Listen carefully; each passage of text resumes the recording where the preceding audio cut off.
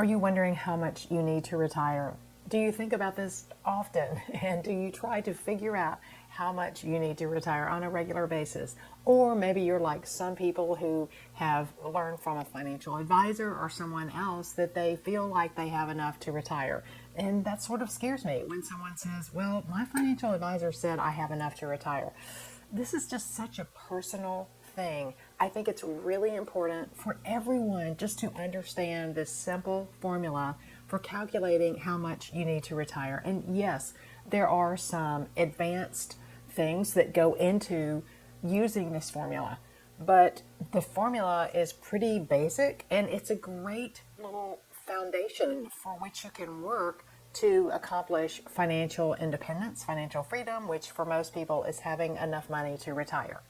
So let me share with you this formula. This is the same formula that's in my program, How to Retire When You Want and Fund Your Desired Lifestyle. I do go into more detail in my course about each of the components here, but this formula itself will just lay the foundation for you in retirement planning. And if you are working with a financial professional, a financial planner or financial advisor that's helping you with this, you're going to really understand this better and be able to ask better questions and have better conversations about how much you need to retire and the amount that you do need.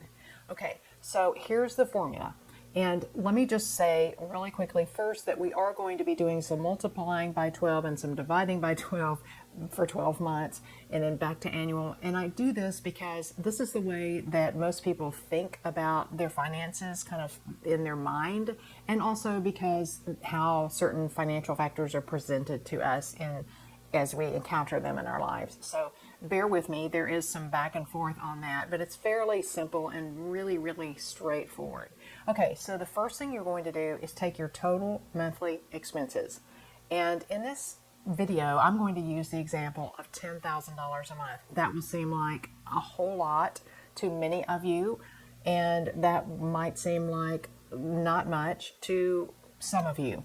And I know that from the comments that you leave. Some of you will say, I live on nothing, $1,000 a month or whatever. And others will say, gosh, that's nowhere near enough. That's okay. We're going to use a nice round number, $10,000 a month. So that's what we're going to take. So let's just assume that your expenses are $10,000 a month, and you can just figure out what your expenses are and use your exact numbers in this formula. That's why I'm giving it to you. So you can know yourself how much you need to retire. Okay, so your monthly expenses, and then you're going to multiply that times 12. And in this example, we have $120,000 a year for your expenses.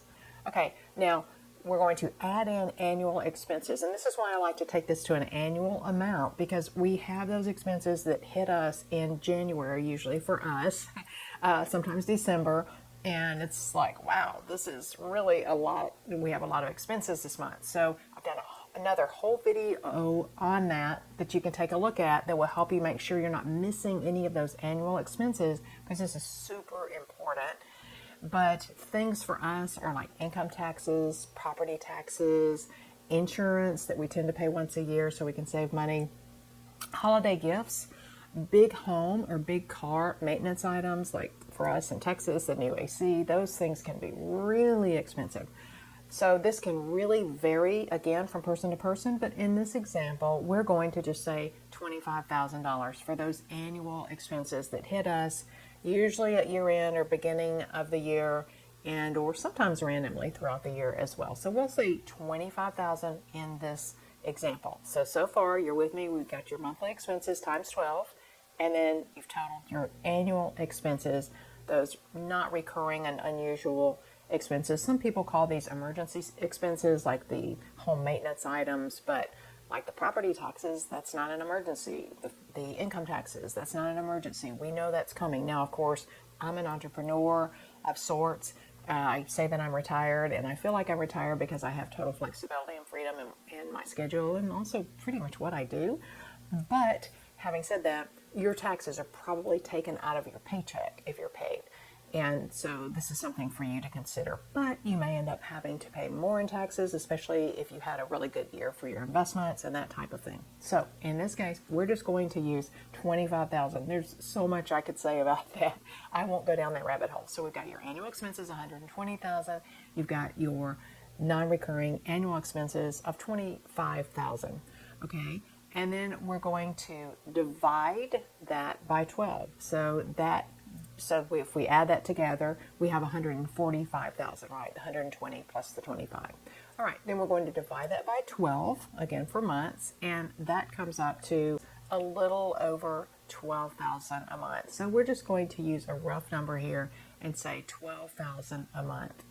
And then from the 12,000 a month, and that's going to be our total expenses monthly, we're going to deduct our income that we have. And that's going to be things like Social Security, maybe if you have any rental properties, if you have any side hustles that you have going on, any part-time work that you're doing or planning on doing. And these are things, if you're not already retired, these are things that you feel like you'll want to do and about how much money you think you can make.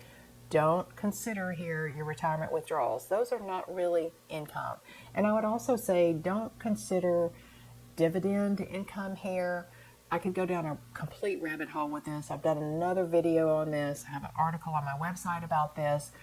But dividend income is usually going to be something that we're going to factor in the next step that we're going to take. In this case, just think about income that's outside of your investment account.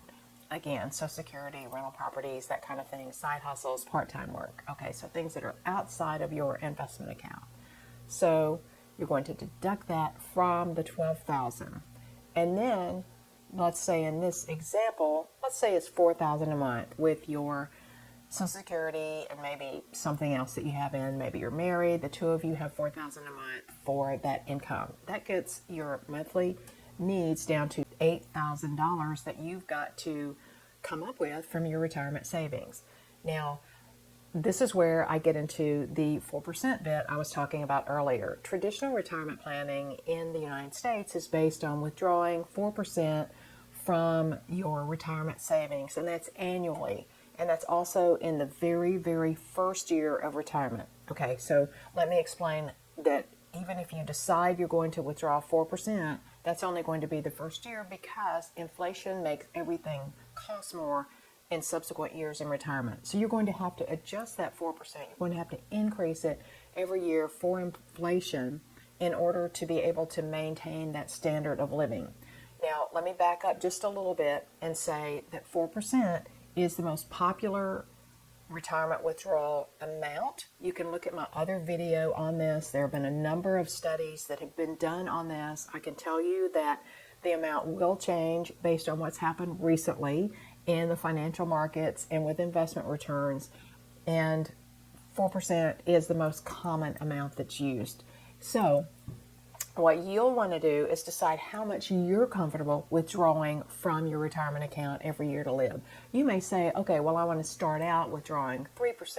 And then when I'm, maybe 10 years older, I'm more comfortable maybe 4.5% or 3.5%, and then maybe 4%, and then maybe 4.5% when I'm the oldest, because you may have some other things going early in retirement, like side hustles or extra income that you're making. You may do some consulting or some other type of work that makes it where you can withdraw less in retirement early on, and then later on withdraw 4.5%. So that 4% it's a common rule, and it's good to use for estimation purposes, but know that it's not set in stone, and it's very unique. That's what I try to emphasize in my work here and in my financial coaching work with clients, is everyone is so unique in what they have and what they want to do, that these hard and fast rules can't apply for everyone. But once we have them, we can work with them. Once we know this formula that I'm sharing with you, we can play with it, we can make it better, and we can really, really own our financial future. We can't do that until we really, really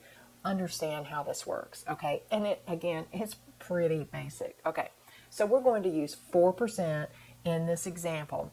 And so what we'll do is we've got the 8,000 every month that we've got to cover. So we're going to say the 8,000 times 12, and then we'll divide that amount by 4%.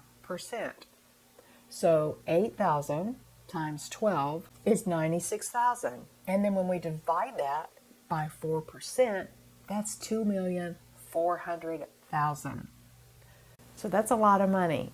Now keep in mind that the amount of time that you think you'll live in retirement has a huge influence on this number, because if you're going to live, you think you'll live 10 years in retirement, it's completely different than if you think you'll live 40 or 50 years in retirement, which for the big popular retire early movement, you know, a lot of people are retiring and they're going to live 40, 50, 60 years in retirement.